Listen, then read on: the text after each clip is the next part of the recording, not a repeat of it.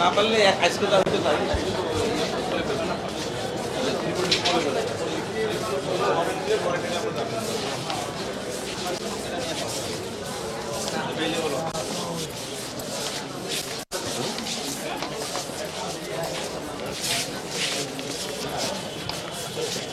বললাম তো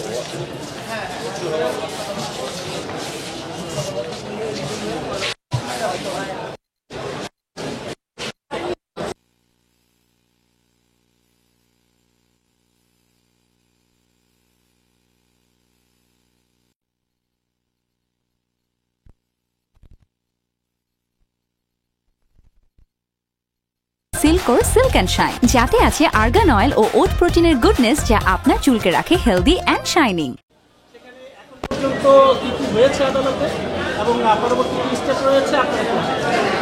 ধন্যবাদ। প্রথমে আমি বলতে চাই, সাধারণত দেখা যায় যে পরকীয়া অথবা স্ত্রী চলে যাওয়া এবং বিশেষ করে ডিভোর্স না দিয়ে চলে যাওয়া, এই সমস্ত ঘটনায় সাধারণত পুরুষরা আদালতে আসতে চায় না। সামাজিক লাজ লজ্জার ভয়ে, যে অন্যরা বলবে যে ওনার স্ত্রী চলে গেছে, নিশ্চয়ই কোনো সমস্যা ছিল, কি ছিল, বা এই লোকটা এমন কেন, তার ওয়াইফ চলে গেছে, মামলা করছে কেন, আরেকটা নতুন করে বিয়ে করে ফেললেই তো হয়।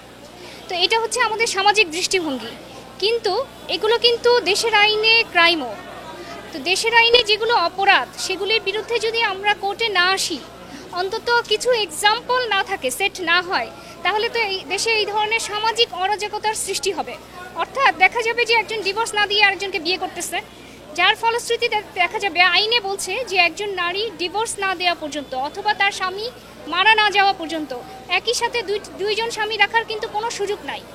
ছেলেদের ক্ষেত্রে তাও বিয়ের বৈধতা আছে, কিন্তু পারমিশন নেওয়ার প্রভিশনটা আছে, কিন্তু মেয়েদের ক্ষেত্রে দুইজন স্বামী রাখার যেহেতু সুযোগ নেই, এখানে আরও প্রশ্ন আসে, পরবর্তীতে সন্তান হলে এই সন্তান কার, সেই বিষয়গুলির জটিলতাও কিন্তু রয়ে গেছে।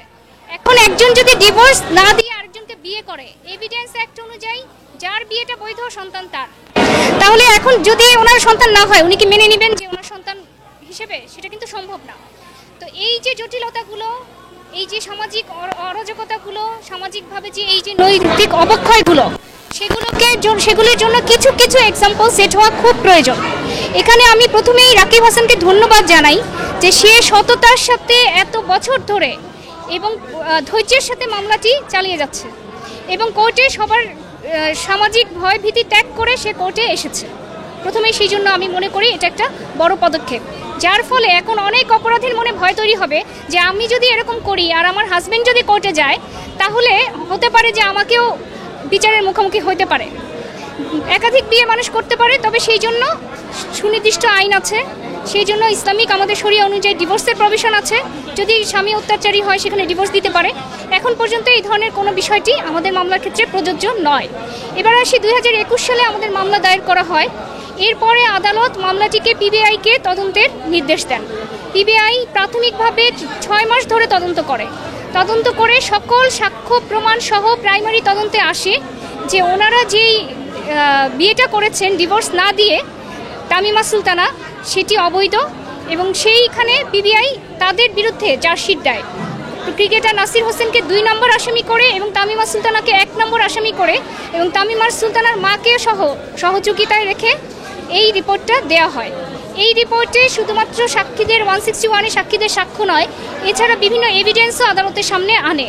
অর্থাৎ তারা দাবি করে যে ডিভোর্স দিয়েই বিয়ে করেছেন, অথচ পিবিআই যখন তদন্ত করে দেখা যায় যে ডিভোর্সের কাগজগুলো জালজালিয়াতি।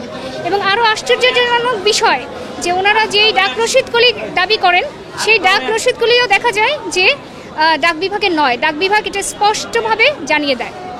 494 ধারায় 7 বছর পর্যন্ত, 468 ধারায়ও 7 বছর পর্যন্ত, 471 ধারায় 3 বছর পর্যন্ত, 497 ধারায় 5 বছর পর্যন্ত, অর্থাৎ ব্যভিচার যেটা, 498 ধারায় 3 বছর পর্যন্ত সাজার বিধান রয়েছে। তবে আসলে সাজা দিলে কত বছরের সাজা হবে, এটা আসলে আদালত নির্ধারণ করবে।